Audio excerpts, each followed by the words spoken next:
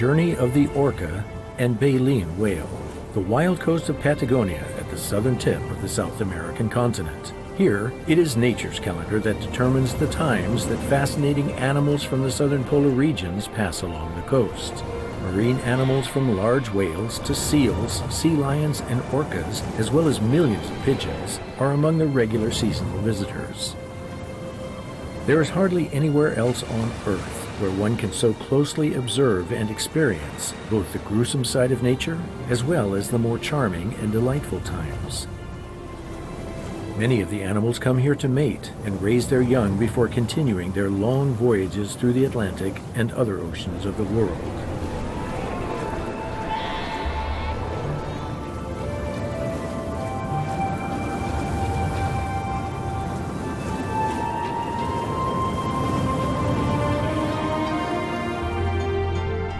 The Puerto Pyramides on the Valdez Peninsula in the Argentinian province of Chubut form one of the most distinctive landscapes in Patagonia. Here on the coast, Jorge Schmidt, one of the first whale researchers, established an observation station to study the annual visit of Antarctic baleen whales in the Bay of Valdez. Today, what used to be a lonely station located at the farthest corner of the Earth has become a popular meeting point for many researchers and a center for whale-watching tourism.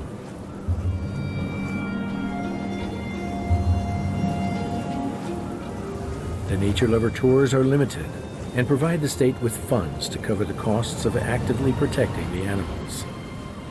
Otherwise, instead of baby whales being born here, the extraction of underground raw materials would have destroyed this paradise long ago.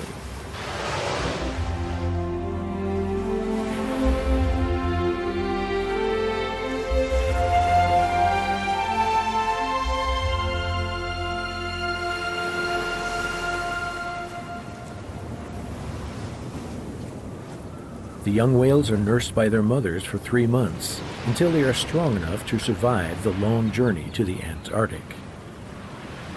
Baby whales develop the final multiple fat layers under their skin gradually. At this stage in its growth, we can't really tell for certain whether this young albino whale is really just enjoying snuggling with his mama or not.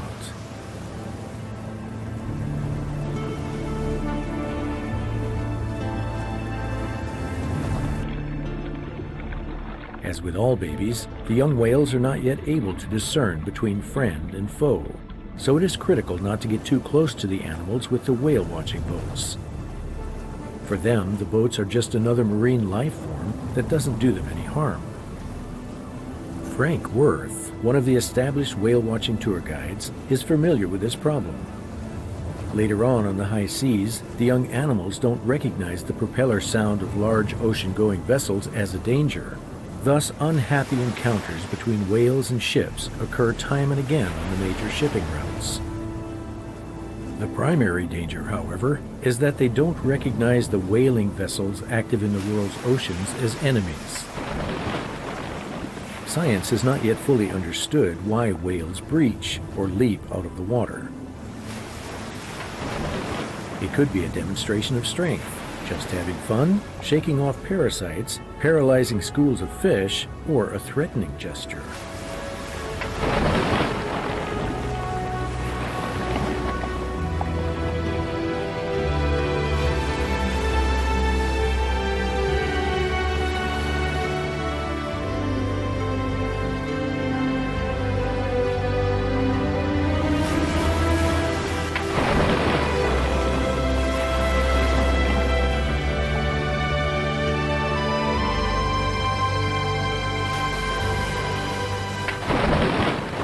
For the nature filmmaker, the reason for the behavior is nearly beside the point. It is simply fascinating to experience this natural spectacle and to be able to capture it on camera. The whales will often breach several times in succession. At another location, one humpbacked whale is said to have performed this feat 130 times in a row. A whale uses a lot of energy for that kind of activity.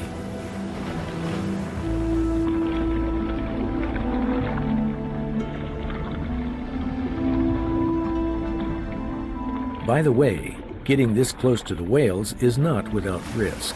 One unexpected move of the whale's massive head can give the diver a serious knock without the animal intending to do any harm.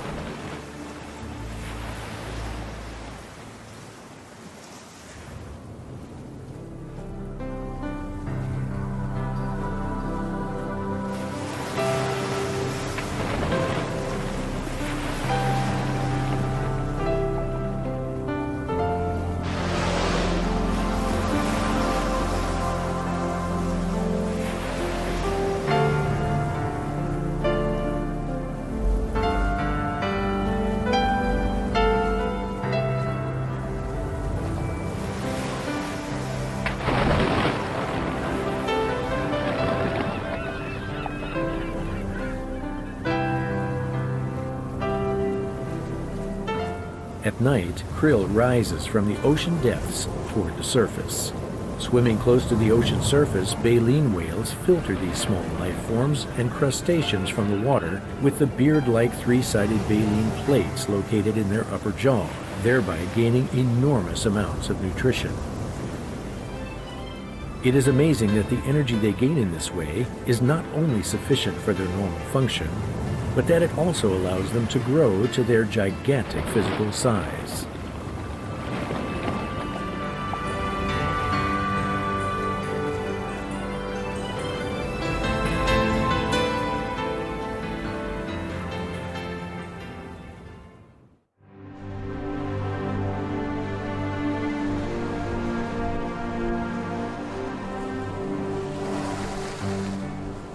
The weather is unpredictable along Patagonia's rugged coast. Perfect one day, the next day the seas can be so rough that there is no way for us to even think about filming on the water.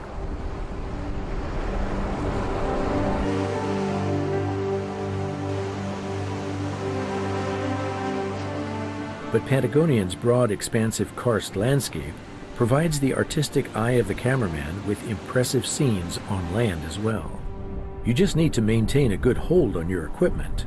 The wind can easily develop sudden gusts that nearly take your feet right out from under you.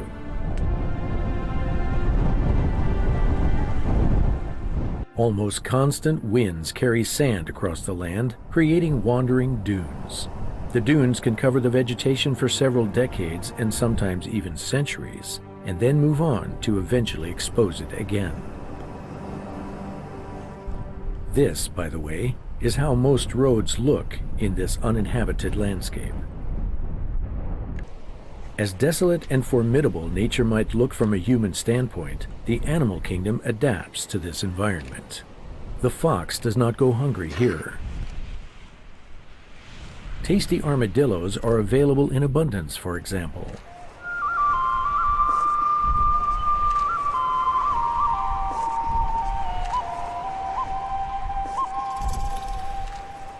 Brush fires are not unusual in this dry environment, and the often brisk winds fan the flames like a bellows.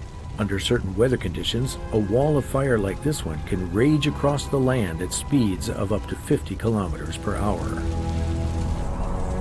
Birds and larger animals might be able to escape, but smaller creatures and young birds in their nests don't stand a chance of surviving the inferno.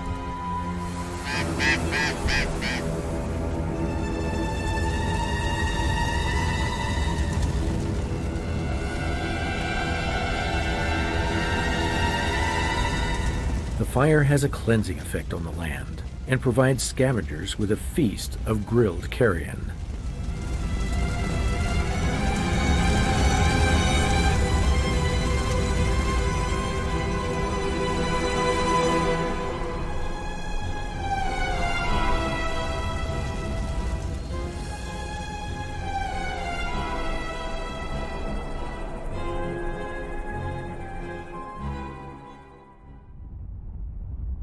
The wildlife regains its calm, and the guanacos and rheas quickly get back to their primary activity, grazing.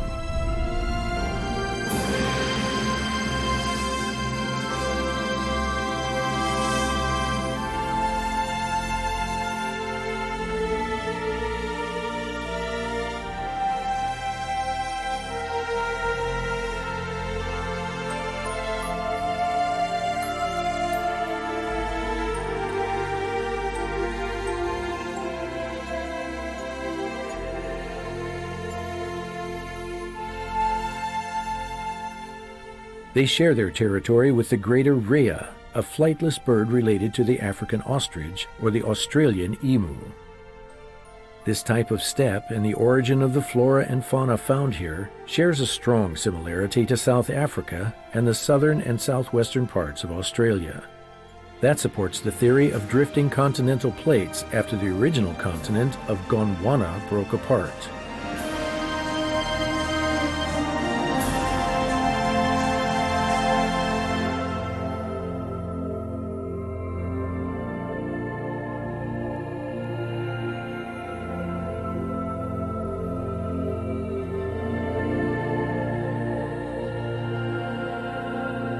In Punta Tombo, we observed the peaceful and almost cute coexistence between the species. The guanacos like to visit the Magellan penguin colonies. The little guys have nothing to fear from the large four-legged creatures. The armadillos are a different story.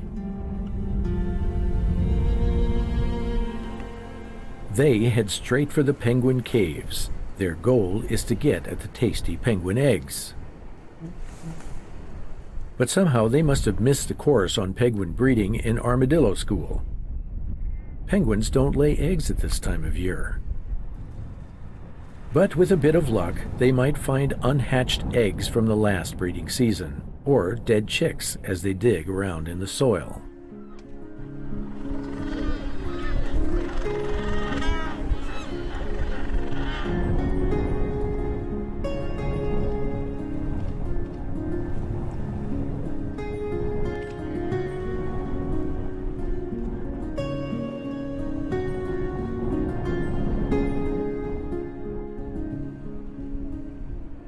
The penguin's evolutionary development into flightless seabirds is shown as they molt or lose their feathers.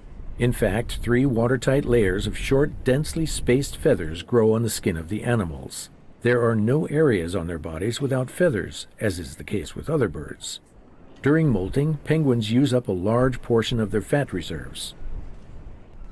And because molting follows the strenuous period of raising their young, this time becomes a serious fight for survival for these unique creatures.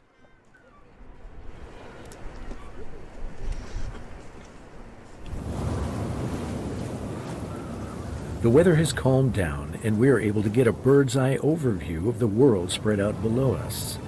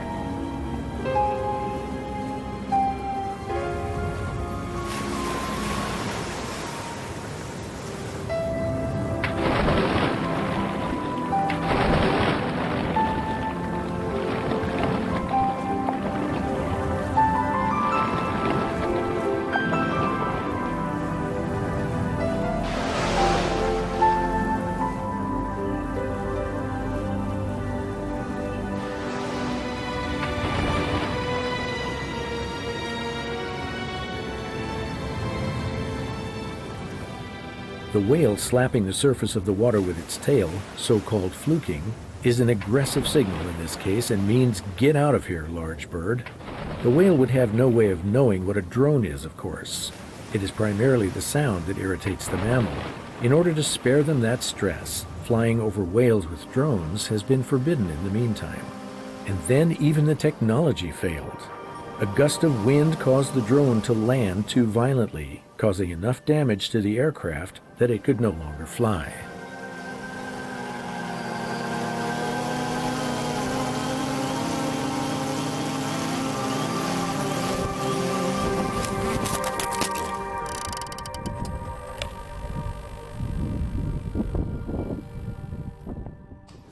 But our colleague is a gifted handyman and is able to repair the unit. A bit of fine wire here, a bit of soldering there. A steady hand and a lot of patience pay off, and he is able to get the drone back in the air.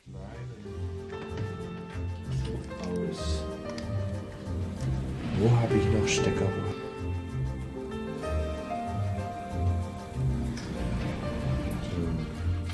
Da muss ich dann noch, jetzt muss ich mir noch ein Kabel löten, damit ich die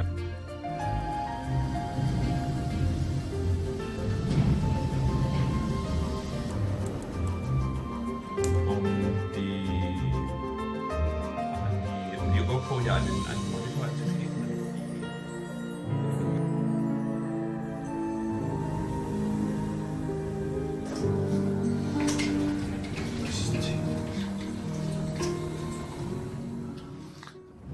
In the meantime, the rest of the crew heads back out onto the rough sea. And we have an audience, the penguins, or shall we call them voyeurs.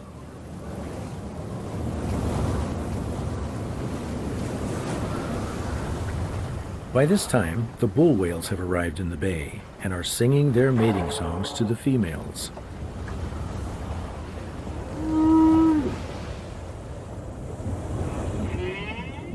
Marine biologists assume that even genetic information is communicated in the songs, and that the females are attracted to the bull that will give their young the best genes.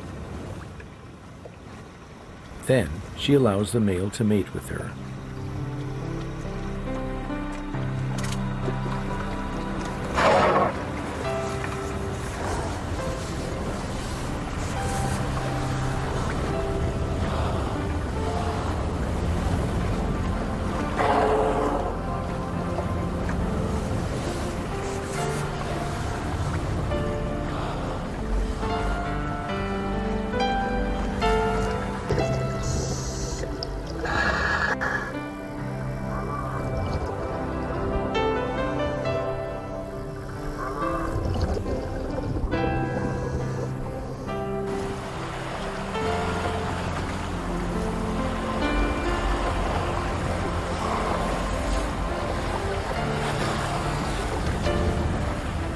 The mating of the whales is not an easy matter. Even though the water carries most of the weight of the giants, they still cannot be as wild as a dolphin during copulation.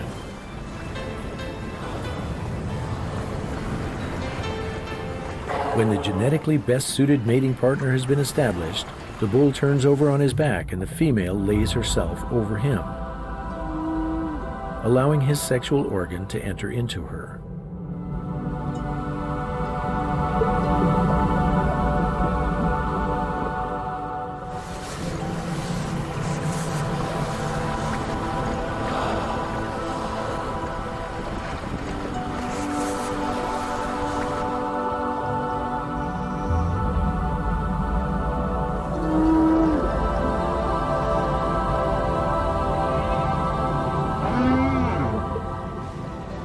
This mating dance of the whale has rarely been captured on camera.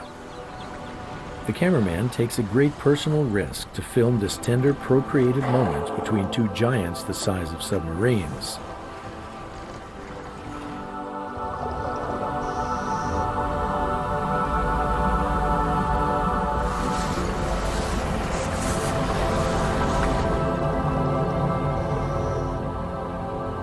Once insemination is complete, the bull retracts his sexual organ back into the folds of his abdomen.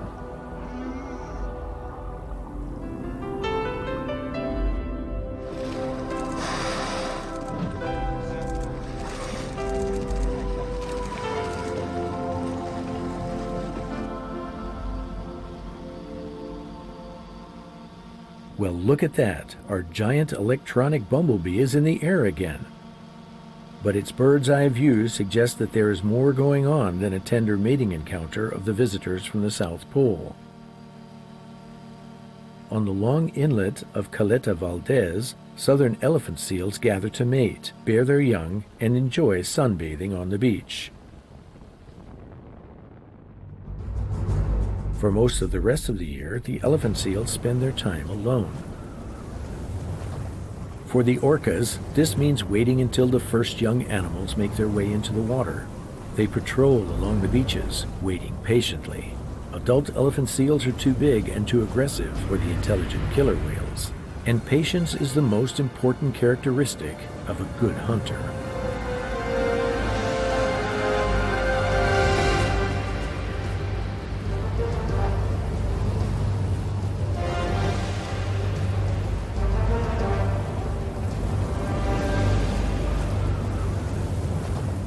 By the way, in nature, nearly everything finds its use, including the afterbirth of the elephant seal. It provides the seagull with a nutritious meal. The orcas pose no threat to the large mother animals. The killer whales wait for the first inexperienced young animals to explore the water.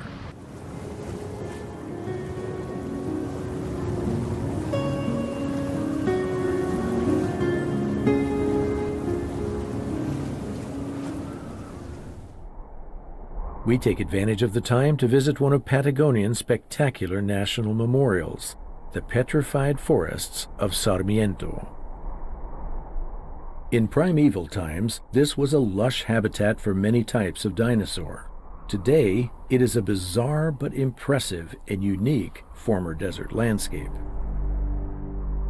According to some scientists, primitive evergreen forests covered this area about 65 million years ago. Then, at some point, tectonic upheavals and volcanic eruptions or a massive meteor impact must have occurred, killing off fungi and bacteria which would have otherwise broken down the organic material that now stands petrified. Even microorganisms need oxygen to do their work. The ground in the Petrified Forest of Sarmiento consists of dense layers of ash and baked sand, like layers found in other areas of the world where fossils were formed under similar conditions.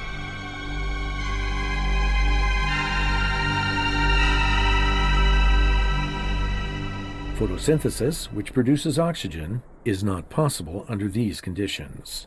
The many preserved petrified trees allow paleontologists to draw conclusions about plants that existed at a time long before mankind would be expected to have even existed. So what the layman sees as a breathtaking karst landscape is like a chapter in the history book of Earth's natural organisms for the experts.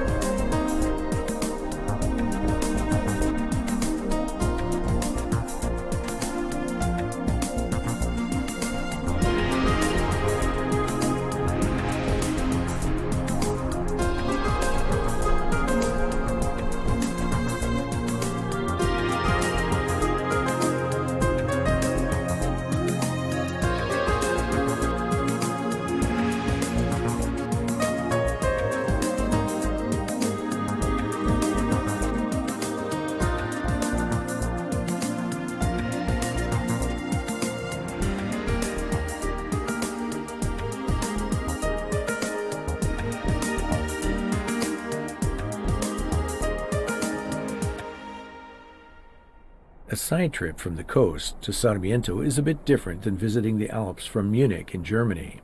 In Patagonia, which is 9 times as big as Austria on the Argentinian side alone, distances take on a whole new meaning. By the end of our little side trip, we had traveled more than 1,000 kilometers.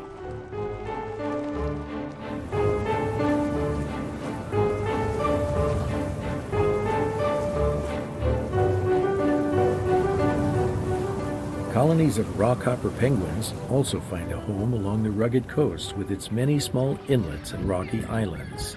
It is breeding season, and the couples are busy preparing their nests. Rockhopper penguins belong to the crested penguin family, so called because of the feathered crest on their heads.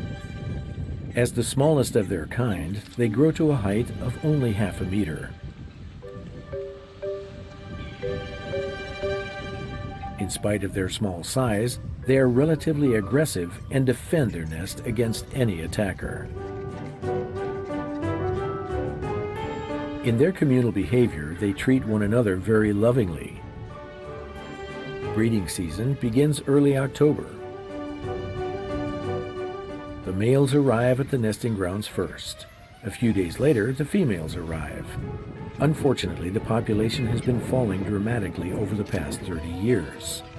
The reason is that even krill, the major source of nutrition for the Rockhopper penguins, is being overfished in the meantime. That has hit the colonies on the Falkland Islands particularly hard. A good 88% of the animals originally counted there have been lost. Without sufficient food, the animals are not able to build up the necessary fat reserves to carry them through the long breeding period and the following molting process, and they die.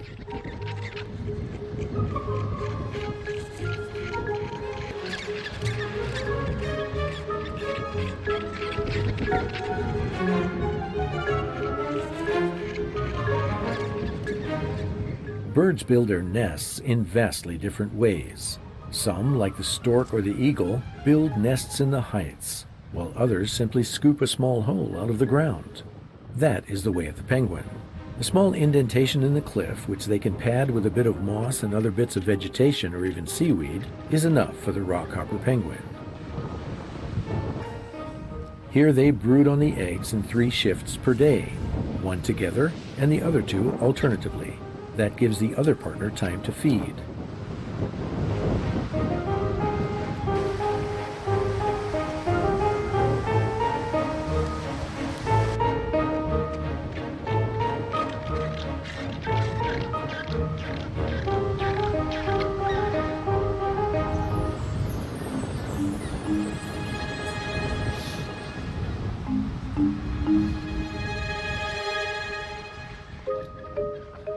After about 25 days, the young leave the nest and form groups for the time that both parents are out hunting.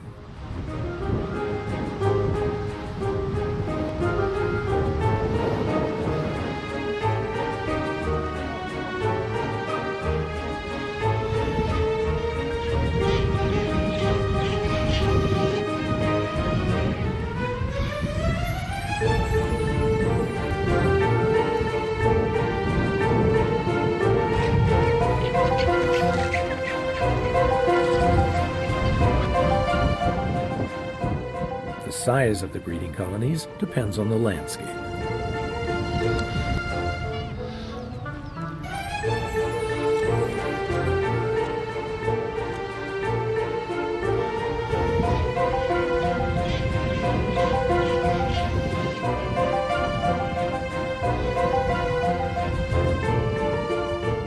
Magellan penguins nest on the leeward side of the island, protected from the wind. Enough sand is washed up here for them to dig holes that provide a bit of protection from predators and the summer heat. And it seems to be about that time. Some have obviously already begun to brood on their eggs.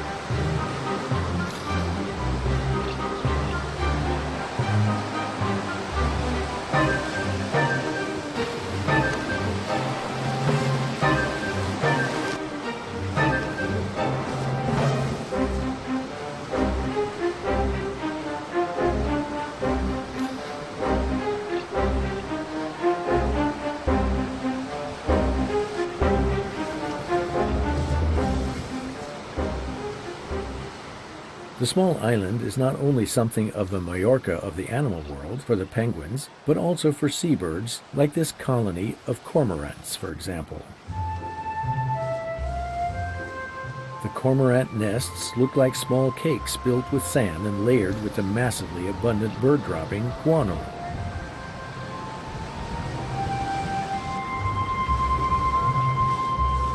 This gathering at the breeding grounds is based on the swarming principle.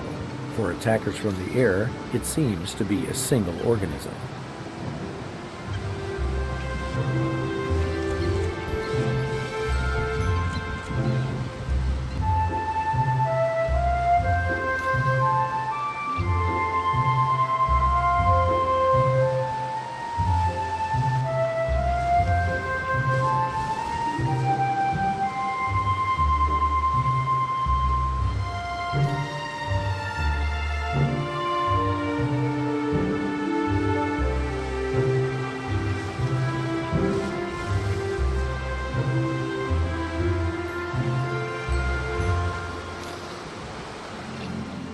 The abundance of fish in the ocean off the coast of Patagonia attracts many types of animal, the same way popular cities and prosperous countries attract us humans. And there, where life is good, it makes good sense to produce offspring and raise them.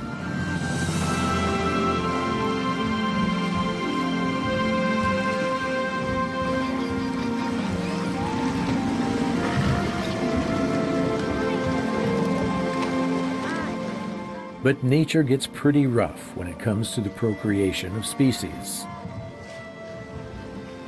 Only the strongest sea lion bulls prevail.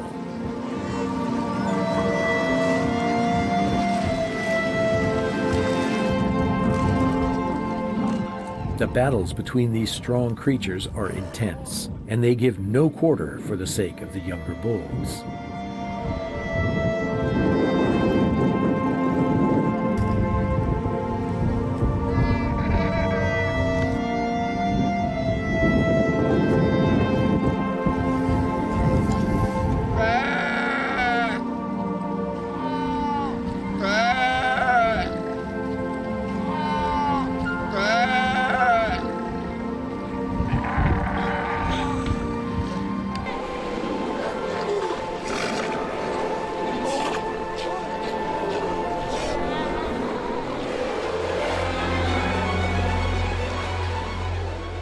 And when it comes to behavior toward the females of the harem, romantic wooing of the object of affection, forget it. The females of the harem respond to the procreation instinct, but mating with such a rough individual is certainly no fun.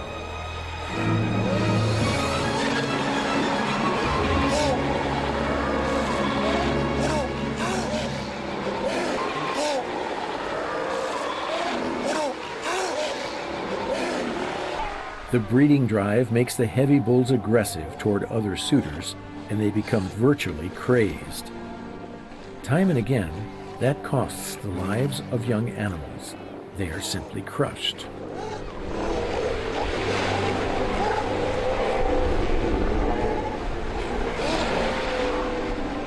The love-crazed fights among the bulls, however, is not the greatest danger facing the young animals.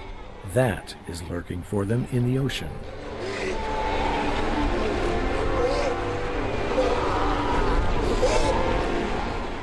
They feel safe in shallow water, but of course they don't know about tidal swells, so they can't imagine what the orcas patrol right off the beach means.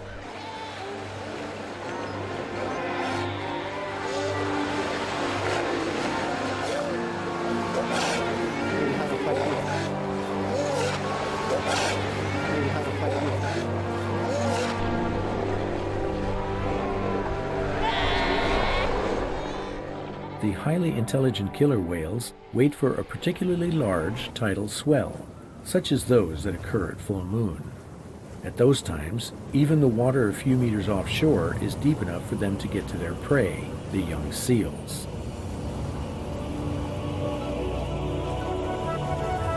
For humans, the full moon means romance, or, in some unfortunate cases, the inability to get to sleep. For the seals and sea lions along the coast of Patagonia, it means the countdown to merciless hunting scenes.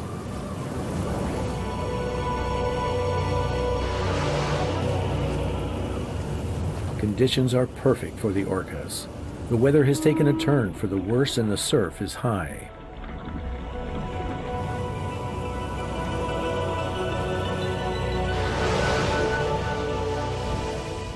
The predators can't be seen from the perspective of the young animals, and their good eyesight doesn't help them much in the murky water either.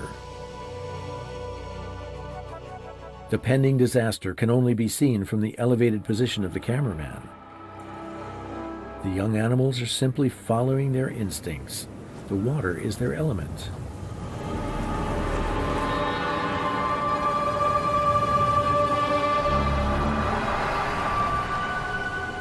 The orcas proceed carefully, waiting for the right wave. This method of hunting is dangerous for them as well. If they get it wrong, they can become stranded on the beach and be suffocated as their great weight presses on their lungs. But hunger presses them on to risk getting closer to the beach than what is actually good for them.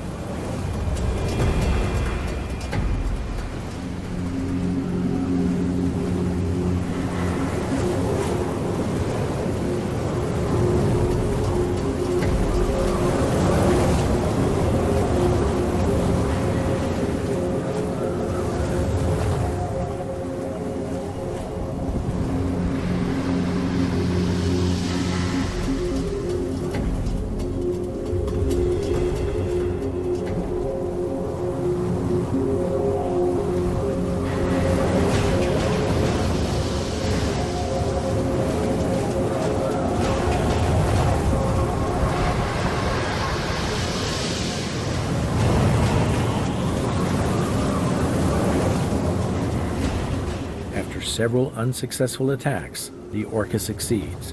He grabs one of the seals.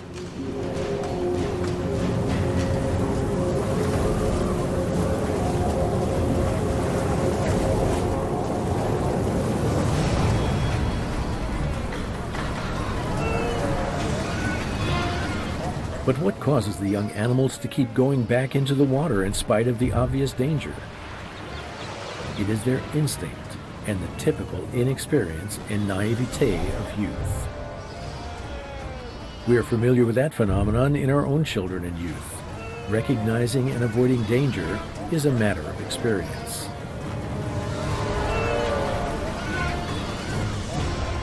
But if all animals on Earth went about gathering food as intelligently and efficiently as we humans do, the food chain would have been destroyed long ago, and most animal species would be extinct.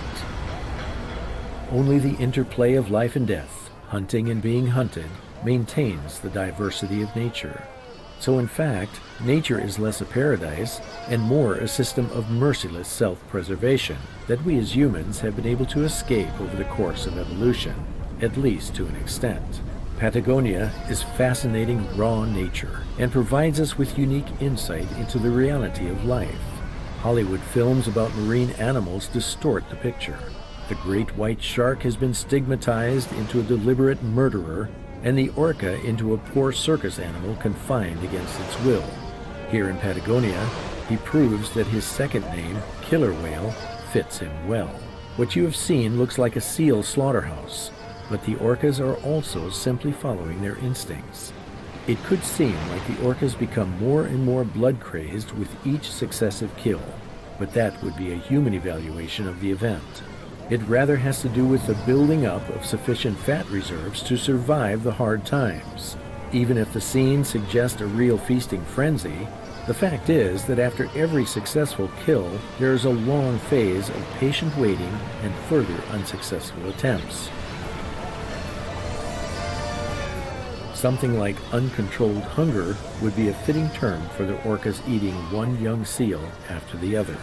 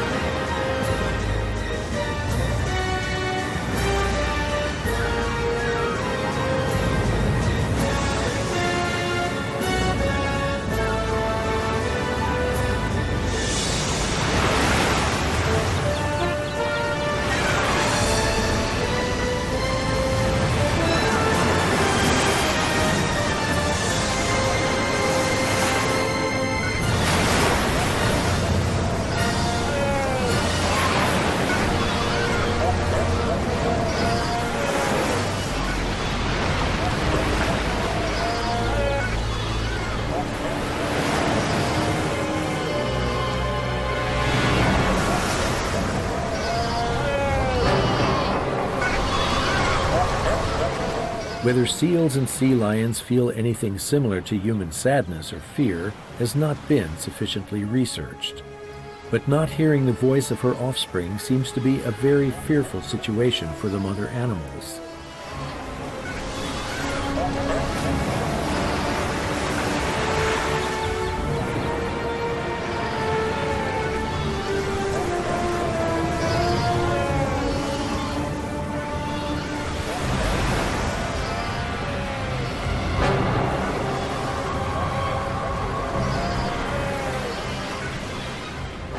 This sea lion mother and her cub have obviously survived today's orca attack.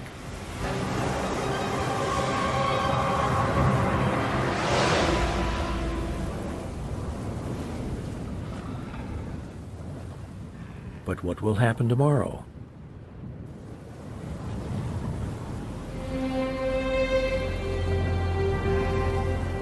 Patagonia's coasts are wild and primeval. Nature demonstrates its entire spectrum, from its incredible beauty to the merciless reality of life. Returning from here to our civilized world makes it easier to deal with the shortcoming of our daily lives. That is just the way it is.